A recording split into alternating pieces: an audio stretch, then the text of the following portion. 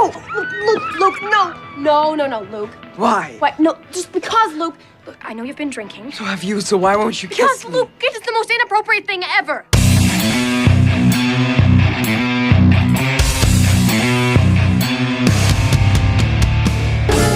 How we doing, everybody? Welcome to Blood and Donuts. I am Tony.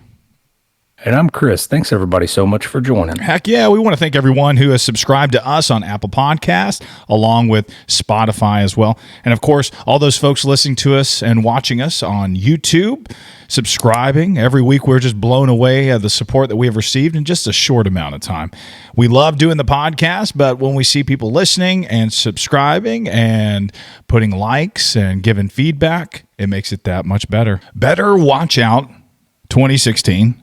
The United States didn't get it till, 2017? This is the third movie, that Christmas horror film that we've done this season. We've done Gremlins, we just did Krampus, and now we did Better Watch Out. I'm proud of us. We stuck with the theme. Yeah, we're trying to stay on theme. This is our Christmas series, the Blood and Donuts Christmas series. No, is Gremlins considered Christmas? I mean, are we being realistic there? I mean, It was snowing on the ground. Gremlins is a Christmas. If Die Hard is a Christmas movie, then so is Gremlins. Fair enough. Better Watch Out, formerly titled Safe Neighborhood. Like, we're going to come out with this horror film. It's called Safe Neighborhood. Sounds like this holiday horror film called Safe Neighborhood. Like, that doesn't make any sense at all. It sounds like an NES game that you played. Like, you know what I mean? Like, do you have Mario? Do you have Safe Neighborhood or Paperboy? No. Yeah, I was thinking Paperboy. That's it. It's a 2016 Christmas psychological horror film by Chris Peckover. Script that he co-wrote with Zach Kahn. It stars Olivia DeJonge. I hope I said that right. Mm-hmm. I listened to it last night, and now I forgot how you say it. You know, I listened to the J is silent. It's DeJonge. No, I think it was DeJonge. DeJonge. Levi Miller, Ed Oxenbould. It's not delivery, it's DeJonge. It's DeJonge. Sorry. It's not delivery, it's DeJongo. Is it DeJonge? DeJong. DeJong. The J is a Y. It's Dutch. Film had its world premiere at Fantastic Fest on September 22nd, 2016. Why didn't we get our invite to Fantastic Fest? I don't know. You know, I was thinking of that. On our Instagram, a lot of other cooler channels follow us, and it looks like they go to like shows and stuff. I'm going to rent a booth. We're going to rent a booth sometime. How many followers and subs do you have to have before you get to go to all the cons and all the fests? I think it's just about the money, baby. If you got money for a booth, they'll set you up. They'll put you in the corner. I got you. Well, we're going to get us a booth, and we're going to sign. We would be there. Only our wives would come, and we would sign for them. Hey, that is all right. I don't want to sign autographs. I want to hand out like little business cards with our, link to our channels and stuff. And give out some free merch. We post on Instagram that we had fun at Fantastic Fest or HorrorCon, and we all the fans that came out, and it's just pictures of us with our wives like on there. It's just the people walking by our booth looking over. Hey, we took a picture of them. Come here, take a picture. We had so many visitors in the last hour. Gosh, man, whoa, we're covered up. On a quiet suburban street, a babysitter must defend this 12-year-old boy from intruders. Only discover it's far from a normal home invasion. When you think suburbs, you think safety. But this holiday night, the suburbs are anything but safe. Oh. Scary. It is scary. It's an Australian production. That's a knife. Although, I read that, so I was looking at there was one scene or something, and I was like, why are the doorknobs so high? I do remember that. Jessica's like, I don't know why are they? And then I read that it was in the film, but like, do Australians just have like they have their doorknobs really high? They're probably just rich. You know what I mean? A lot of rich people have like really their doors like go like 20 feet high and big. Maybe that's what it is. It reminds me of like the bikers who have their handlebars like way up top. Oh yeah, you know what I mean? Like they're just kind of like have their hands up. What are those called? It's called a certain kind of bicycle. City choppers or something. Yeah, it's a chopper. It's a chopper. It's a chopper. Get to the chopper. It's called a chopper. Sorry. Gotcha. Although the story takes place in suburban American neighborhood, the film was actually shot in Sydney, Australia. The movie combines elements of horror, thriller, and dark comedy. This film pays homage to the classic Christmas film Home Alone in various ways, with some scenes reminiscent of the iconic 1990 film. Did you catch all of these scenes? I caught the one big Easter egg with the paint can, but I didn't see. There's a spider. I guess there was a few other shout outs. The spider? Yeah, okay. Spider was there. Yeah. All right. Running loose in the house. What else? That's all I could think of. I don't know. Okay. The events in the movie take place during Christmas, obviously. Better Watch Out had a limited theatrical release in the United States. It's hard to talk about this film without spoiling it, so we got to be careful with these facts. Yeah, you got to be careful. Yep. I got a few spoiler-free facts, but yeah. Give me some. What do you got?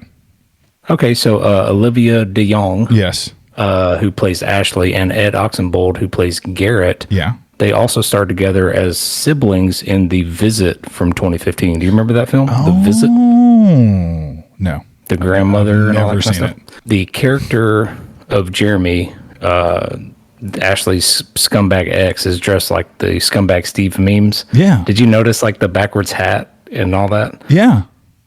That's what they based him off of? Yeah. He did look like a scumbag, though. He was just like a very did. NPC scumbag. I like that. Yeah. Honestly, though, that actor, Dacker Montgomery is his name. He is a very strong actor in the Stranger Things series. And he's also currently the Red Power Ranger. Dude, I did not know that. There you go. So he's not just a jerk. No, well, he plays a jerk in Stranger Things too, but yeah, but he does help us, when he's a Power Ranger. So that's good. Absolutely, I like that. IMDb gives this a 6.5 out of 10. Rotten Tomatoes, 88% of critics like this. 64% of audiences give this a positive rating as well. Did it gross? Did it do pretty good as far as? No, it did not. It had a $3 million budget, but it hit its stride when they released it to home. You know what I mean? So like Peacock, streaming services, stuff like that. So, and it got pretty good ratings. What'd you think of this film? So, I was honestly a fan. I thought it worked in different areas. Some weak points, but I liked, I liked a pretty good bit of it. I liked it more than I hated it. I'll tell you that. Yeah, I like the babysitter setup, and obviously the child has a crush on the babysitter, and he's gonna do whatever he can to win her affections. All right. Did it seem like the dad also had a crush on the babysitter? Yeah, that was creepy. I mean, I'm not going to say I haven't seen several movies that start out like that, but it was just weird. Yeah. In this setting. Yeah. That was weird. He's a famous actor too, and he does voice work on Family Guy. And I think he's Joe. He sounds like he's Joe from Family Guy. Yeah. He's Joe from Family Guy, and he was in a lot of those commercials and stuff. But he's done some sitcoms and stuff too. Yeah, Patrick Warburton. Yeah. Mm-hmm. But in this, he plays a creepy dad. Yeah, he looks to briefly. His son. He looks to very dad. briefly. He looks to his son. And he goes, "Oh man, I'm gonna miss her." Ooh. Pretty creepy, dude. He's one of Elaine's boyfriends too in Seinfeld. Of course, Seinfeld. You're not a big Seinfeld fan, are you? No, I'm not. They went to a hockey game, and he went full on face paint. He went full on. Yeah. Oh yeah, let's go. And she was just joining him to a hockey game, and she didn't know he was that. I love that part of it. Oh my goodness. I'm going to go ahead and give you my rating. So usually we give a little bit more facts and talk about this a little bit more. This has a clever twist. So it's hard to talk about this film without giving it away. And if you haven't seen this film, even before I give my rating, I would ask that you just please pause and go watch this, because it does have a clever twist in this film, and it's very surprising, and it's everything to this film, So without it, if you know anything about it, it's not. It's going to ruin it. So don't do that. Yeah, you're not going to like it if you know what the twist is about mid-movie. So definitely go check it out. Absolutely. before you listen to the rest of this. We're not in spoilers yet, but it could kind of be given away. I might accidentally do that here in a second. So I love we talk about child actors a lot. These child actors did great. The main kid did good. Do you have it? What was his name? His name was I'll have to pull it back up, but Ed Oxenbury is the friend. Okay, and he did great too. Yeah. I like very convincing. Garrett. All three of the main child actors were great. This is Levi Miller was Luke. Oh, okay. That was the main little guy there. He did a great job, and very convincing. And he had to play different emotions and almost different characters in this, which I thought was very impressive. I love the setting. I love the house. I love a good babysitter thriller, Christmas setting, all that good stuff. The clever twist, I thought was very creative. It's a very creative film. It's not like again, it's almost like Black Phone in a sense that it's its own thing. You don't see anything like I'm sure it does draw some elements from Home Alone and maybe some other babysitter thrillers and stuff like that you can go and draw from. But I feel like the twist really sets this thing apart. And from anything I've seen, there might be something else out there. I really enjoyed it. I thought I'm going to give it an 8 out of 13. I guess my negatives were, some of the plot there towards the end. I was just like, okay, let's get this going. You know what I mean? So let's wrap it up. Yeah, it sputtered a little bit there towards. It was almost at the end. In the last 20 minutes, it was sputtering a little bit, and I don't know. And just some of the elements, it does have dark comedy elements, but some of those did not land for me. But it was good. It's very there's some sexual assault in this as well. So a little bit of sexual assault overtones. Yeah. That's what I gathered after I was done with this movie. Yeah, but again, in a horror film, that's pretty normal. Yeah, to make the viewer feel very uncomfortable. So they do a good job of that. Yeah, they did. Excuse me. I'll get into mine. I did like the good acting. It was decent enough for the roles that they played. Yeah, I thought. I liked this simple scenery. They only worked on like one street and one house. Like it wasn't all over the place. It was just kind of isolated. Yeah. And even though the story was a bit convoluted, I had fun. Yeah. I mean, I did. I had fun kind of throughout the whole thing. My favorite scene was a Home Alone copy. I'll leave it at that. The cons for me, though he did a great job, the main character was a little bit weak at times. I thought there's no way this plan could have been pulled off in real life. Yeah. And I didn't gather that this was just a Christmas movie. I mean, there's no like creature there, it's not Krampus, there's no Grinch, there's no elves, it's nothing. The dad has a Christmas tie on at the beginning. That's what you're forgetting. Is that what we're basing Christmas movies on? And then I mean the box art for this movie they're sitting there in front of a Christmas tree. I guess that counts. Yes. But I didn't get it.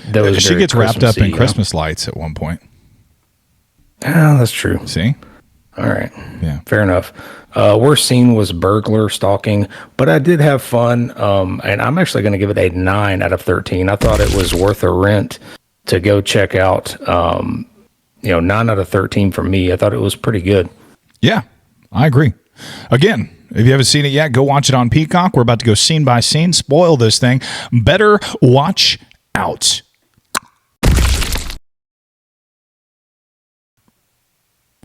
On Christmas Eve, in an unnamed suburbia, 17-year-old Ashley, played by Olivia DeJonge, is busy babysitting the precocious 12-year-old Luke Lerner, played by Levi Miller. Luke has romantic feelings for Ashley and attempts unsuccessfully to seduce her while watching a horror movie. Yeah, and they don't... they leave the mom and the dad leaving. This is where the dad's kind of pervy, and the mom is just kind of stupid because she finds like the friend like stealing pills or something out of the cabinet, and then she's just like, "It's on the top shelf." Like, she just doesn't see that he's in her medicine cabinet. Like normally you'd be like, what the hell are you doing in here? Yeah, absolutely. The movie opens up where like Ashley is she's on the phone and she's driving and she's obviously moving away. Mm-hmm. And she's on her phone with her boyfriend, who's obviously pretty sad about the whole thing, and she seems pretty sad too. But she's like, "Hey, I would meet up with you, but I have this babysitting gig," and obviously she's been a babysitter for this family for a long time, and that kind of establishes that. But like Chris said, she walks in, and the dad greets her at the door, and he's like, "Oh wow, you look amazing," or something like that, and you're just like, what the crap? I had to check the rating. I was like, is this TVMA or is it R or what are we watching here? Yeah, and the parents are getting ready to go to like a Christmas party or of some type. There you go. Yeah, and he's getting his Christmas tie on, and like Chris said, these parents are very what would you say, lazy parents, lazy parenting, or just just not really concerned about their kids and what they're doing and who they hang out with and all that. They're rich and so it's just like it's almost like they the kids get overlooked. Luke is upstairs with his friend, and Luke looks like a straight-laced geek. You know what I mean? He's got a button-up shirt on. I mean, all the way to the top, and it looks like he's never had a girlfriend before, by just the way he's talking and stuff. And it sounds like his friend is the one who is the bad influence, and even the mom says that several times. You could tell that she doesn't like the friend. Yeah, and I don't, I don't watch it, but he reminded me of like young Sheldon, or whatever, like that character. Yeah, and I thought that was great because it didn't give me any kind of. I thought this was a film about an intruder, and then they stopped the intruder. Yep, Home Alone style. And it is up to a point. Up to a point. So so he's up there talking with his friend, and his friend is like, "So how you gonna have sex with her tonight?" Basically, how you gonna seal the deal? How you gonna seal the deal? And they're 12. They're gonna drink and they're gonna do drugs, and during the horror film, he's gonna hit her up. She's just gonna start making out with him, and they're gonna have sex. So it was all part of the plan. Strange, and he does that. So she holds his hand during the scary movie, and then he just tries to straight up just stick his tongue down her throat, and she's like, "What are you doing, dude?" And at that point, some strange things start happening outside. And you start seeing shadows in the windows and stuff like that, and it starts getting a little creepy. You're like, "Oh my God, here comes some intruders," right? Yeah, and do you think so? They just found out that Garrett just is the one that stopped by, right? Yeah. After they hear a window break upstairs, and then then it starts to get kind of crazy. But like, I'm wondering, so. Reading on a little bit ahead here, but the trio found a brick inscribed with "You leave, you die." Oh yeah. Garrett panics and runs out the back door. But like, who threw the brick into the house? Because they were all three there. So I was thinking it's an intruder versus three kids. Interesting. Well, I mean, so when you go outside, there's a tripwire with like paint gun. Is that what that was? Some type of dart? It turned out to be a paint gun. Yeah. So it turns out like those. While you're watching it looks like a real gun. Yeah. So so he set up some traps of some sort, but there were traps to help him along in this plan that he had to have sex with his babysitter. So somehow, I guess he planned to get the brick through the window somehow. So I guess you assume it was some type of contraption that he came up with. Shocked, Ashley and Luke, they run upstairs and they hide in the attic. Ashley almost breaks her neck from a fall, but Luke catches her. What a hero, He is a hero. After they run into Luke's room and they hide in his closet, a masked intruder armed with a shotgun walks into the room. What do you think about this? And then this is very like a lot of anxiety towards this. There's an intruder. There's a flashlight going through. You're like, okay, the movie's starting. Here we go. Yeah, I was kind of in a different camp. I thought that like the intruder could have seen the Levi or Ashley and Luke. I thought the intruder would have seen the kid like 3 times by now because they were just so close to being seen, and they like tried to make it tense, but I was just like, how did he not see him right there? How did they not hear the the attic door shutting, when they were up in the attic for a minute. Like, come on. But I thought it was a bit convoluted there, but looking back, you know why. Yeah. Looking back, you do know why. Because it's just the they friend didn't just outright dressed up shoot the crap out of him. Because it's just a friend dressed up like an intruder. And so Levi is trying to look like the hero here, and he goes, "All right, I'm going to go to my parents' room and I'm going to get the gun." And she's like, "No, don't do it." But he goes, like he's like he's acting like the hero here. It's pretty awesome. I mean, that usually works for me when I try to do that. Right. When I try to stage a home invasion to win my wife's approval for the day. I've done it a couple of times. You can usually seal the deal. Yeah, but you really can. It didn't work out for the poor guy. Yeah. Ashley recognizes the mask as one of Luke's and yanks it off the intruder, revealing that it's Garrett. Ashley realizes that Luke was planning to further seduce her by scaring her. Angered, Ashley slanders Luke, calling him mental and saying that he needs therapy. She tries to leave, but while at the top of the stairs, Luke slaps her with his gun, causing her to fall down the stairs and be knocked unconscious. This is a cool scene right here. This is like very surprising. I was just like, what?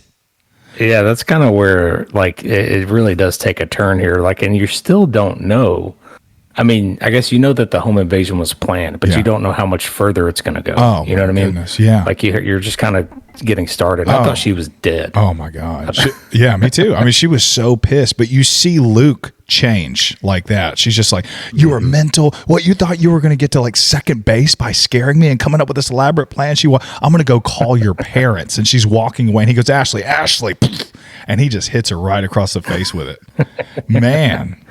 Or is it the back of the head? In the back of the head and she falls down the stairs? Yeah. Oh, man. Yeah, like I said, man, I thought she was a goner. Luke binds Ashley with duct tape, and he forces her to play Truth or Dare.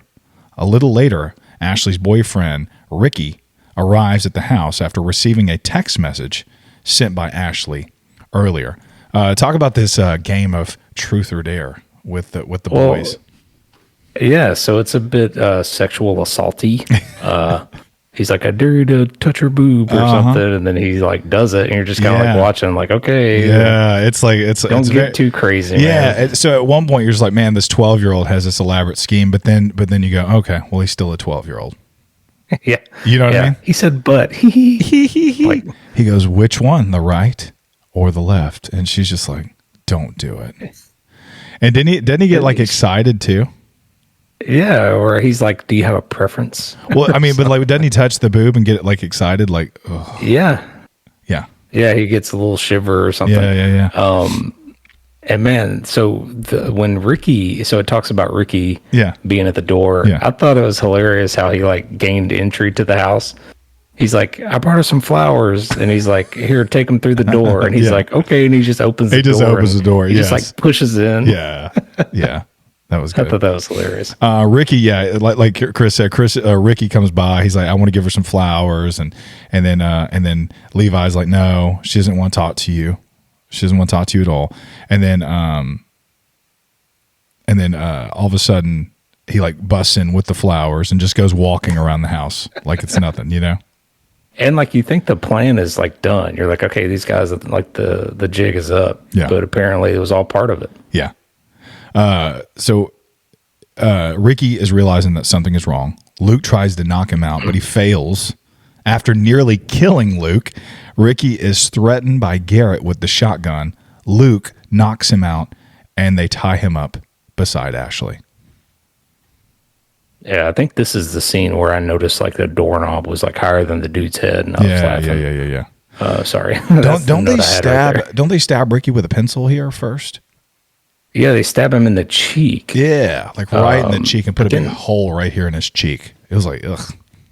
I mean, this guy took like 2 aluminum bats to the head. Oh man, didn't he? Yeah. Maybe the third one finally took him down. I think, but geez. But after Luke hits Ricky with the bat the first time, he does this like Joker like type dance like around with the baseball bat, which I thought was really cool. So Luke's dance with the baseball bat is actually an almost perfect mimic of Alex's dance from Clockwork Orange. Oh, that's awesome. Okay, that makes more sense. I have seen that quite a few times. Ashley uses a shard of glass that she has hidden in her hand to cut her binds. Luke tries to show Garrett what happens if you actually hit someone in the head with a swinging paint can, similar to the scene from Home Alone. Luke tries to demonstrate with Ricky, but misses on the first swing. Ashley gets free and threatens Luke with a pistol. He drops the paint can and kills Ricky. I loved that, man. I loved the blood and the paint just mixing together at his feet. Like, that was hilarious. It's very... I was wanting him to show it. I was like, show it, Yeah, please. they didn't show it. They showed off camera just some dripping paint, like Chris said, with blood. But, I mean, Ricky is sitting there in the chair, strapped in, and you see this paint can fly by him the first time. And you're just like, oh, my God, I'm glad that didn't hit him. That would have been crazy. But, because you know, you do see Home Alone this time of year, and it knocks them off the stairs, and you always say, no, that would kill them. Yeah. Well, I think they showed it through the door. Like it showed the outside looking in, and they showed it, but it wasn't like very close up or graphic or anything. It just showed him sitting there yellow and red. Oh, but yeah, pretty funny. But he didn't move. It slid the chair a little bit. No, I would think they would have to bolt the chair down so he wouldn't. Yeah, it wouldn't like knock him over or something. Ugh, it was pretty great. Ashley realizes the gun is unloaded. She tries to escape to a group of carolers outside. Luke uses the brick tossed through the upstairs window to knock her out again before she can alert them. I thought that would have killed her. Right. And you know, she almost escaped. It was like that black phone. Yeah. Escaping, but yeah, you're sitting there. Oh, she almost had it, man. The movie's over. She's escaping. No, right. She's not. I like how the caroler was just like, she heard like a loud thud that sounded like a body falling, and she just like looked behind her and was like, "Oh well," and they just like kept singing. Those carolers were good.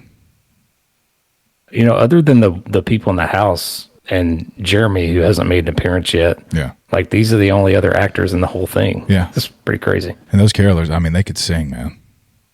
Mm-hmm. Man, their tone was perfect. Those are the Christmas elements sprinkled throughout that make this a Christmas movie. That's all you need in a Christmas horror film.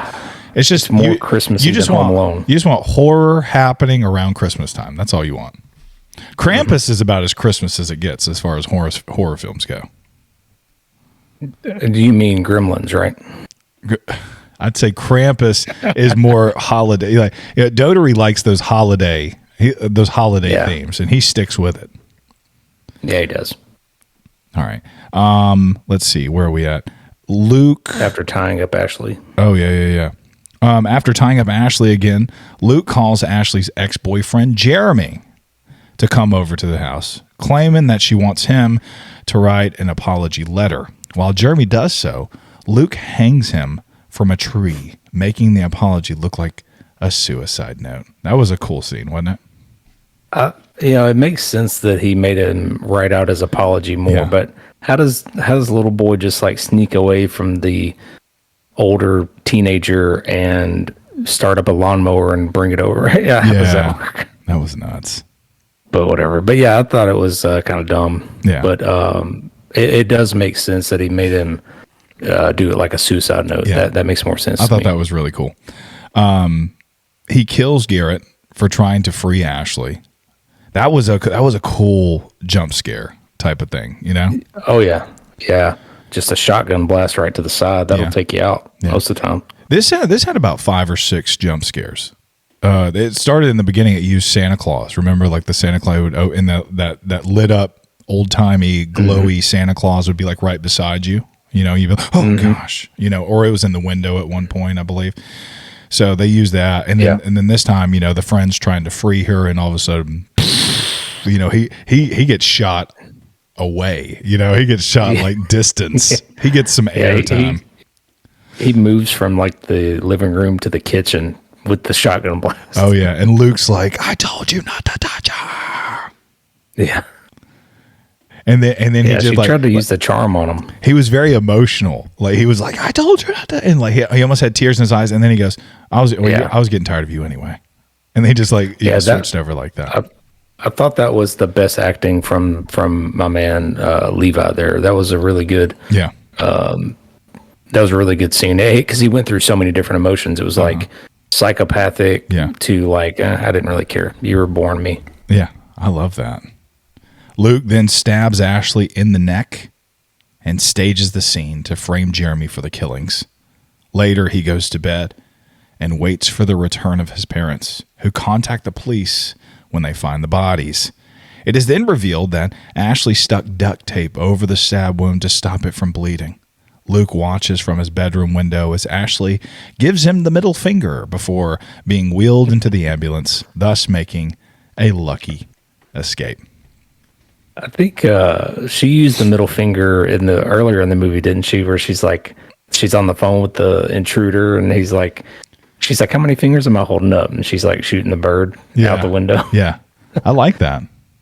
How did she get duct tape over her neck, Tony? How's that work? You just don't get it, do you? I have no idea. She was tied up pretty good, but she did. Okay, so all right, fair enough. So she's alive. So I just gotta believe everything this movie gives me. Where I messed up is I didn't know that this holiday horror classic had a mid-credit scene. Did you? You didn't catch it? I did not catch that. In a mid-credit, I turned it off as soon as like the music. I was like, "Oh, okay, click." That's hilarious. Oh. In a mid-credit scene, the evil and scheming Luke tells his mom that he is worried about Ashley and wants to go to the hospital to presumably try another chance at killing her. Yeah, I did like the mid-credit scene. I thought that was a cool little... He's like, okay, I gotta go kill her or I'm in jail forever. Yeah, that's hilarious. Man, so there's gonna be a sequel to this? Is there? I have no idea. I mean... I don't think it did well enough. Did it? Black Phone sequel, so... yeah, it might. I couldn't really find a lot on this film. So not a whole lot of people, I guess, know about it or talking about it. It is 6 years old, so... But I just haven't heard a lot of buzz around this thing. No, not really. I mean, and it's just one of those where, we were scrolling through and probably just looking for Christmas theme horror films. Yeah. And you landed on this, and it turned out to get a 9 from me, so that's pretty good praise. Yeah. I liked it. And we got a couple more fun ones coming up, don't we? Yeah, we do. I got New Year's Evil coming out. New Year's Evil, man. The Invisible Man, Jack Frost, gonna stay on theme. Man, there were some classics, dude. Check us out, subscribe, and give us a like.